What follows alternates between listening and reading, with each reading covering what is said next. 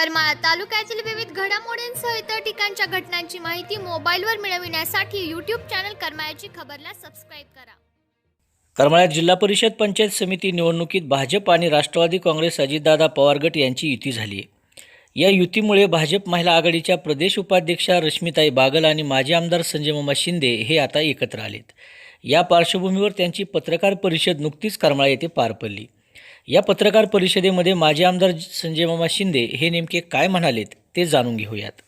ही युती मनापासून जिल्हा परिषद पंचायत समिती निवडणुकीत भाजप राष्ट्रवादी काँग्रेस अजितदादा पवार गटाची झालेली ही युती मनापासून झाली आहे. कार्यकर्त्यांचीही तशी इच्छा होती. उपमुख्यमंत्री अजितदादा पवार यांच्याशी चर्चा होऊन पालकमंत्री जयकुमार गोरे यांच्या सूचनेनुसार ही युती झाली आहे, असे संजय मामा शिंदे यांनी यावेळी स्पष्ट केले.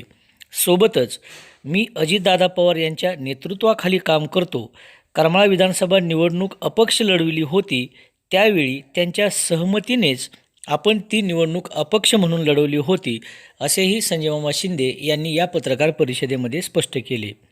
सोबतच माजी आमदार जयवंतराव जगताप यांचा या निवडणुकीत कोणालाही पाठिंबा नाही, ते तटस्थ आहेत. त्यामुळे निवडणुकीच्या रिंगणातील उमेदवार हे त्यांना भेटणारच, असेही संजय मामा शिंदे यांनी स्पष्ट केले. दरम्यान ही युती जी झालेली आहे ती जिल्हा परिषद आणि पंचायत समिती या निवडणुकीसाठी झालेली आहे. युती धर्म पाळून सगळे उमेदवार विजयी करण्यासाठी आम्ही प्रयत्न करू, असेही संजय मामा शिंदे यांनी यावेळी स्पष्ट केले. मित्रांनो, तुम्हाला काय वाटते? करमाळा तालुक्यात जिल्हा परिषद आणि पंचायत समिती निवडणुकीसाठी भाजप आणि राष्ट्रवादी काँग्रेस अजितदादा पवार गटाची युती होऊन या ठिकाणी बागल आणि शिंदे गट हे एकत्र आलेले आहेत. त्यामुळे या निवडणुकीवर कसा परिणाम होईल असे तुम्हाला वाटते? तुमची मते कमेंट करून नक्की नोंदवा. सोबतच तुम्ही अद्याप आपले करमाळ्याची खबर हे यूट्यूब चॅनल जर सबस्क्राईब केलेलं नसेल तर ते सबस्क्राईब करा आणि आमच्या टीमसोबत कनेक्ट राहा.